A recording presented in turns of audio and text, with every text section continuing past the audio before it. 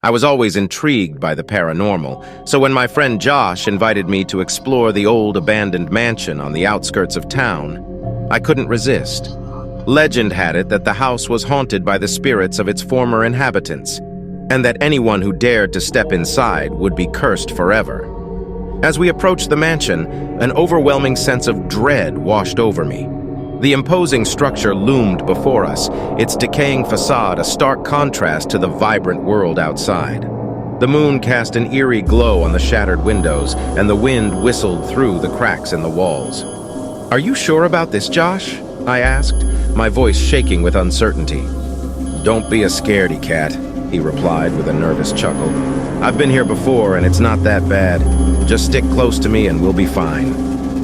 Reluctantly, I followed Josh into the mansion. The air inside was heavy with dust and the scent of decay. The floorboards creaked beneath our feet as we cautiously made our way through the dimly lit rooms. As we explored the mansion, I couldn't shake the feeling that we were being watched.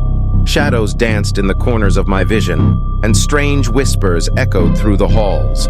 I brushed it off as my imagination, trying to convince myself that there was a logical explanation for the unsettling atmosphere.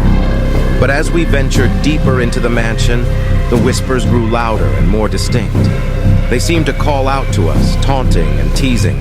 I strained to make out the words, but they were just out of reach, like a distant memory lingering on the edge of consciousness. My heart pounded in my chest as fear gripped me. I turned to Josh, ready to suggest that we leave, but he seemed strangely entranced, as if he couldn't hear the haunting whispers at all. His eyes glazed over, and he continued to lead the way, oblivious to the growing sense of danger.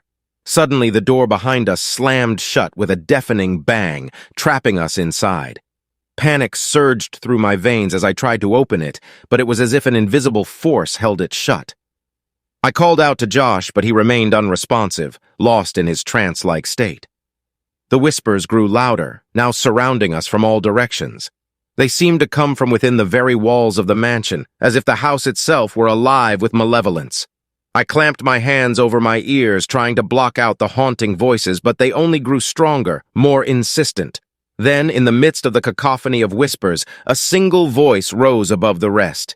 It was a chilling, disembodied voice, dripping with malice. "You shouldn't have come here," it taunted. "Now you will never leave." I stumbled backward, my heart pounding in my chest. The mansion seemed to shift and contort around us, its walls closing in as if to suffocate us. Desperate, I tried to shake Josh out of his trance, but he remained unresponsive, his eyes vacant and distant. As the whispers intensified, I caught glimpses of shadowy figures darting in and out of my vision. They danced along the walls, their forms twisted and distorted. I felt a cold, clammy hand brush against my shoulder, and I recoiled in horror. But there was no one there. I knew we had to escape, but the mansion seemed to have a malevolent will of its own, determined to keep us trapped within its haunted walls. My mind raced, searching for a way out, but every path seemed to lead us deeper into the darkness. Then I remembered something I had read about spirits and hauntings. They were often bound to a specific object or place. If we could find the object that tethered these tormented souls to the mansion, maybe we could break the curse. With renewed determination, I searched every room, tearing through debris and forgotten belongings. Finally, in the attic, hidden beneath a pile of old books, I found a tattered, leather-bound journal. As I opened the journal, the whispers grew louder, the shadows more menacing. The journal told the story of a tragic family that had once lived in the mansion, their lives filled with sorrow and loss. They had practiced dark rituals in a desperate attempt to reunite with their lost loved ones, but instead, they had only unleashed malevolent spirits that now haunted the house. I read aloud the passages from the journal, hoping to break the curse and set the tormented souls free. With each word, the mansion trembled, and the shadows seemed to retreat. And then, just as suddenly as they had appeared, the whispers stopped, the shadows receded, and the mansion fell silent. Josh blinked, shaking his head as if awakening from a deep sleep. Confusion and relief washed over his face as he realized where we were. "What happened?" he asked, his voice trembling. "We found the source of the curse," I replied, showing him the journal. "We broke the hold the spirits had on this